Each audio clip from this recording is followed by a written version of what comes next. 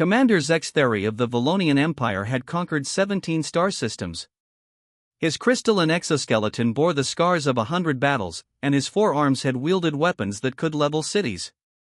When the Galactic Council announced that the recently discovered humans would be demonstrating their military capabilities, Zextheri had scoffed through his breathing slits.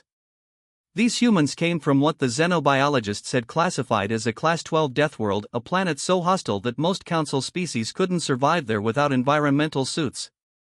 But surely, Zextheri reasoned, any species that evolved on such a world would be too busy surviving to develop proper military discipline. Now, standing in the observation deck of the neutral station orbiting Earth's moon, Zextheri watched the human demonstration with growing unease. Beside him, Admiral Kethvara of the Hegemony Navy shifted her tentacles nervously, while General Mordak of the warrior clans kept his 6 eyes fixed unblinkingly on the viewscreen. "What are they doing?" whispered Captain Yilnoon, her feathers ruffling with anxiety. Below them, through the transparent aluminum viewing ports, they could see what the humans called their basic training facility. It looked more like an elaborate torture chamber. A group of young humans, barely past adolescence by their species standards, were crawling through what appeared to be a maze of razor wire while explosions erupted around them. Real explosions. With actual fire and debris.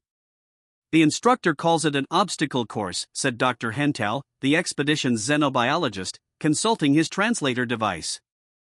Apparently, this is considered routine preparation for human military service. Zextheri's mandibles clicked in disbelief. "Those are live explosives." "Yes, sir. The humans call it training under fire.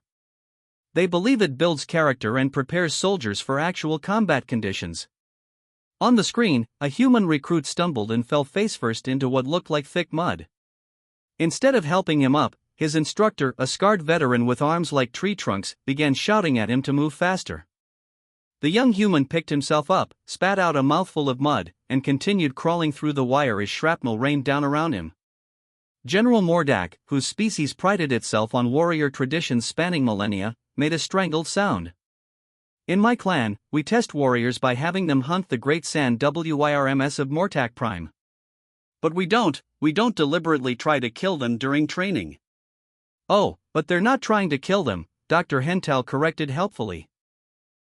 "According to my research, the humans have calculated the explosive charges to provide what they term realistic stress conditions while maintaining a survival rate of approximately 97.3%. Kethvara's tentacles had turned a pale shade of green. "They accept a 2.7% casualty rate during training?" The humans on screen had moved to what their instructor called hand-to-hand combat drills. 2 recruits were pummeling each other with padded weapons while others formed a circle around them, cheering. Blood was visible on both combatants' faces. "The humans have a saying," Dr. Hental continued, still consulting his notes. "Train hard, fight easy."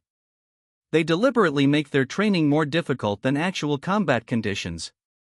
Zextheri watched as one recruit helped his opponent to his feet after the bout ended, both of them grinning despite their injuries. "They're enjoying this?" "Apparently so. Human psychology is quite fascinating. They seem to form stronger social bonds through shared suffering. They call it esprit de corps." The scene shifted to an aquatic training facility where humans were treading water while carrying heavy packs. Some were visibly struggling, but none called for help. Their instructor, floating nearby, was shouting encouragement that sounded distinctly like abuse to alien ears.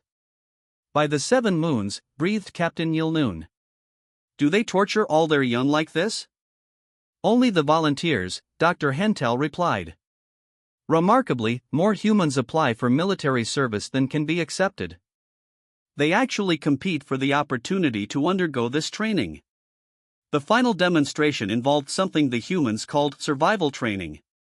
Recruits were dropped into a hostile environment, in this case, a frozen wilderness, with minimal equipment and told to find their way back to base within 72 hours. "The temperature is -40 degrees by human standards," Dr. Hental noted. "Most of our species would die of exposure within minutes." They watched as one human recruit built a shelter from branches and snow, started a fire using primitive tools, and caught fish through a hole in the ice. all while maintaining military discipline and radio protocol. Commander Zextheri felt something he hadn't experienced in his long military career: genuine fear. Not of death in battle, he had faced that countless times, but of the implications of what he was witnessing. "These aren't even their elite forces," he said quietly. "No, sir.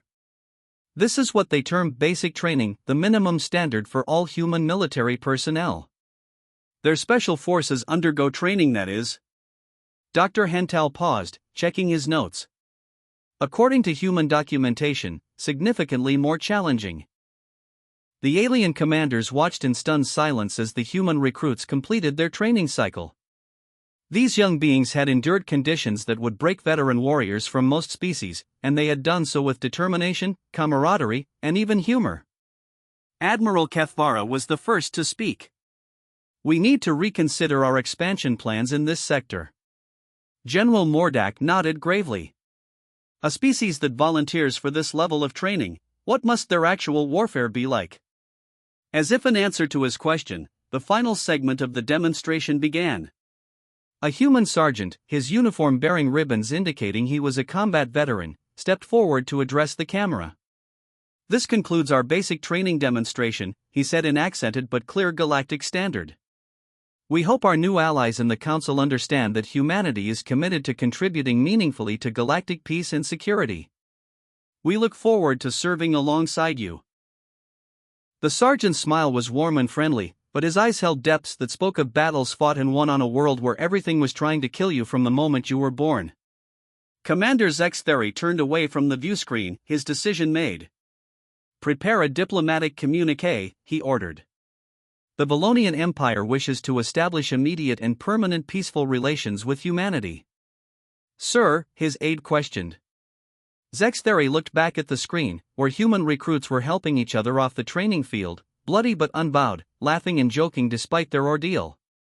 "Never," he said firmly, "do I want to find out what these Deathworlders consider advanced training.